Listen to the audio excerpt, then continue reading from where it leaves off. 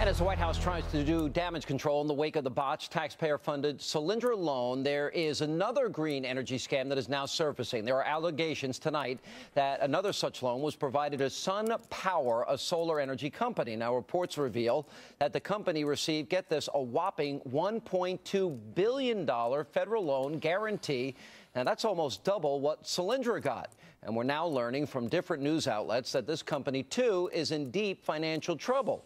And this should come as no surprise. Questions are being raised about the timing of the loan and the company's political connections. You got it. Joining me now, she has been doing a lot of investigation of this. The author of the #1 New York Times bestseller, Michelle Malkin, is back. Michelle, how are you? Good. How are you, Sean? You know, I sense a, what do you say? I sense that the White House is now being engulfed in scandal. You've got the subpoenaing now of Eric Holder.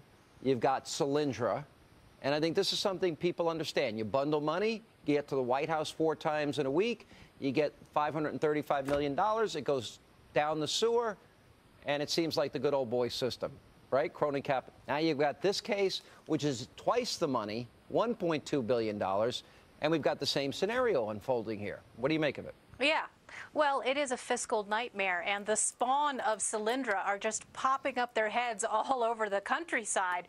Sun Power, as you say, got this conditional $1.2 billion loan from the Department of Energy, and this was as the deadline was closing last September 30th. And there are many, many questions that news outlets are raising. Human Events, Fox Business, our colleague there at Fox Business, Elizabeth McDonald, have pointed out that it's very questionable why they got this money in the first place, because after they got the loan, they then turned around and were able to get another $1 billion worth of financing from a private French company. The political connections raise a lot of eyebrows. They should. George Miller, the California Democrat who has been pushing federal financing for this thing for a long time, has a son, George Miller IV, who was a lobbyist, just so happens to be a lobbyist for the company, and they took Interior Secretary Ken Salazar on a nice little cozy tour of this facility last October, but as they were angling for this loan.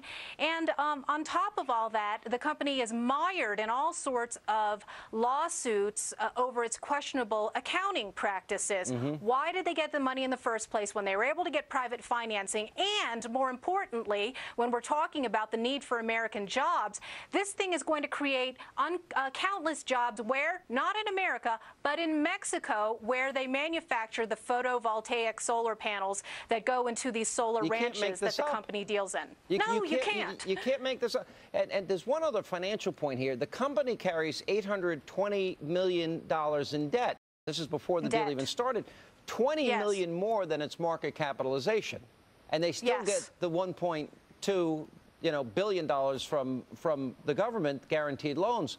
One other point, Congressman Miller, Democrat, now apparently he failed to mention, top lobbyist, he's pushing for this. He failed to mention how his son, George Miller IV, is their top lobbyist at Sun Power.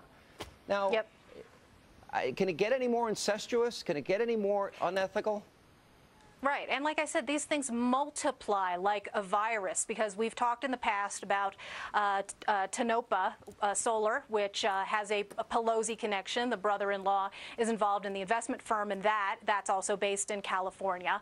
And then we've got the Solyndra thing, which is still unresolved. We've only had one head roll in that case. The Department of Energy loan officer resigned quietly, but there's still questions about who knew what and when. We've still got these countless Friday document dumps that show that a lot of people certainly should have known. Rahm Emanuel was named in some of those documents, and Chicago press have been pressing him on that, and he's still denying that that he had any role in that or any knowledge of it. It's wonderful how these people have these convenient bouts of amnesia when we're talking about billions and trillions of dollars. And here in Colorado, which is supposed to be a showcase of the success of government investments in solar, we've got our own spawn of Solyndra, Sons sons and daughters of Solyndra, where each of the jobs that are so-called created cost millions and millions of dollars. It's a bad bet. It always is for the taxpayers when you entrust these people who know nothing about the free market to pick winners and losers. We're always the ultimate losers,